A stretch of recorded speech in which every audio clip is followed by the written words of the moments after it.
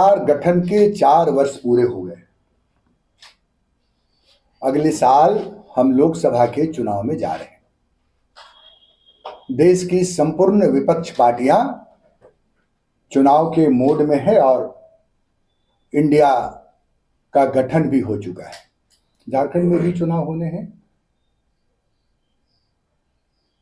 जन घोषणा पत्र जो 2019 में पार्टी ने राज्य की जनता से वादा किया था, उस वादे पर प्रदेश कांग्रेस कमेटी कितना खरी उतरी है, इसका मूल्यांकन और विवेचना करने की जरूरत है।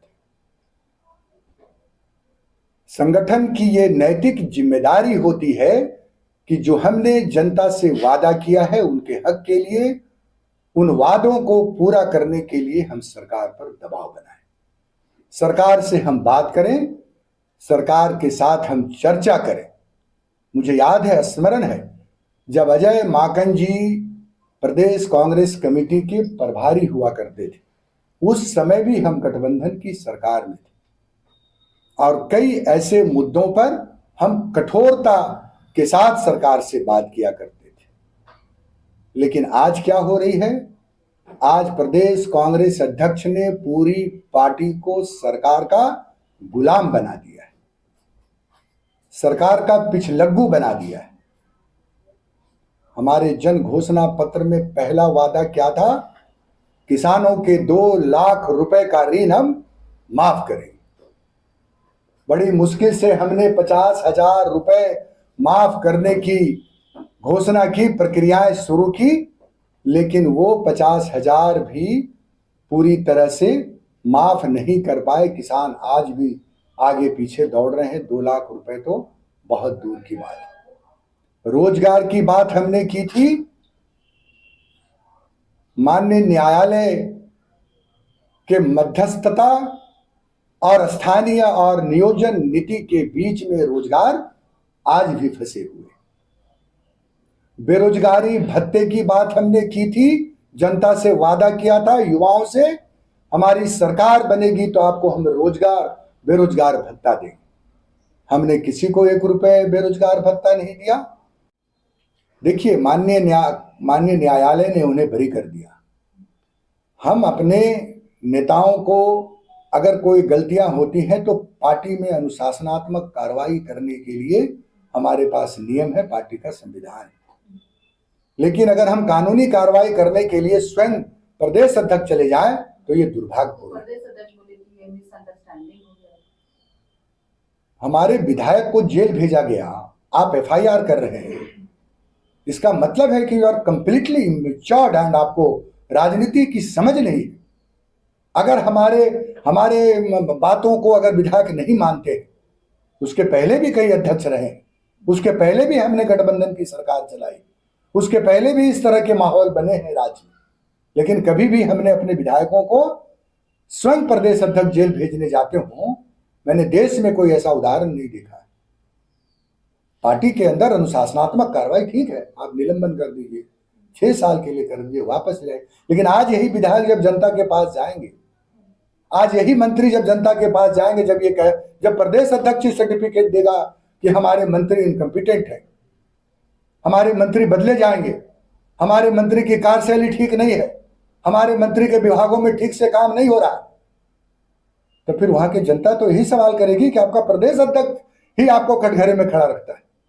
तो इस तरह का सार्वजनिक, और बाद में फिर 2 दिन के बाद आप बयान देते हैं नहीं सब ठीक है, गलती हो गया। अच्छा सर, ये बताइए, 3 विधायकों का निलंबन वापस ले लिया। आरक्षण का वादा किया था अपने जन घोषणा पत्र में, उस वादे का क्या हुआ?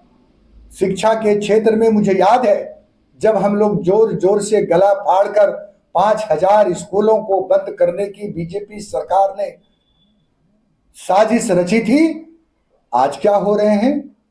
40,000 से निजी विद्यालय बंद के कगार पर खड़े। हम लोगों ने जनता से और कई वादे किए थे। त्रिपक्षीय चुनाव, नगर निगम के चुनाव नहीं हो रहे हैं आरक्षण की मापदंड तय नहीं होने की वजह से। क्या हो रहे हैं? प्रदेश कांग्रेस कमेटी के अध्यक्ष राज्य में अगर कोई बड़ी ज्वलंत घटनाएं होती हैं तो वो नींद से तब जगते हैं जब हम लोग उस पर एक्ट करते हैं, बयान देते हैं, कार्रवाई करते हैं, तब ये नींद से जगते हैं। अपने स्वार्थ पूर्ति और अपने राजनीतिक लाभ के लिए इन्होंने ट्रांसफर पोस्टिंग में लगे हुए।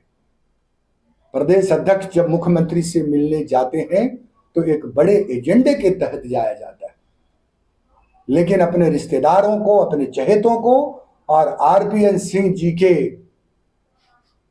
जो सिपह सलार हैं उनके निर्देश पर वैसे लोगों को बोर्ड और निगम में पद देने के लिए सरकार की तीमारदारी में लगे रहते हैं। क्या किया इन्होंने 4 वर्ष? विधायकों को अपमानित किया। क्या किया? मंत्री बदले जाएंगे, मंत्री के कार्यों की समीक्षा हो रही है, मंत्री ठीक से काम नहीं कर रहे हैं, विधायक सरकार को गिराने में लगे हुए, कार्यकर्ताओं को निलंबन का रास्ता दिखाया जाता है। पहले भी 22 वर्षों में इस राज्य में आंतरिक लोकतंत्र है और हम बातों को रखते रहे। क्या हो रही है यहां पर? उनको बाहर का रास्ता दिखाया जा रहा है। बहुत बढ़िया है, स्वागत करते हैं, आपने 3 विधायकों का निलंबन को वापस लिया, लेकिन इसका जिम्मेवार कौन है, दोषी कौन है, इस पर भी चर्चा होनी चाहिए। माननीय प्रदेश अध्यक्ष जी स्वयं एफआईआर दर्ज करने गए थे। माननीय विधायक दल नेता ने जो है इन विधायकों के निलंबन के लिए विधानसभा अध्यक्ष को पत्र लिखा था और आज बड़े खुशी से जश्न मना रहे हैं कि हमने तीनों विधायकों को वापस ले आया। कौन है इसके लिए जिम्मेवार? तो ये सब जो विषय हैं, इससे पार्टी का अहित, चारों तरफ अराजक स्थिति है। इनके अकर्मण्यता के वजह से कांग्रेस का कार्यकर्ता दुखित है, परेशान है, उनके चेहरे पर सरकार होने का कोई एहसास नहीं है। हमारा क्या, हम तो बिना कुछ बने हुए प्रदेश अध्यक्ष बन गए, हम जो है वो मंत्री का दर्जा प्राप्त कर लिए, अब हम हट भी जाएंगे तो मेरा क्या, पार्टी रहे या पार्टी नहीं रहे, पार्टी सत्ता में आए या पार्टी सत्ता में नहीं आए, हमें इससे कोई लेना देना नहीं। ये उनके बयान आते हैं सार्वजनिक रूप से, जिसे आपको भी मालूम है कि इस तरह के सार्वजनिक बयान उनके हमेशा आते रहते हैं।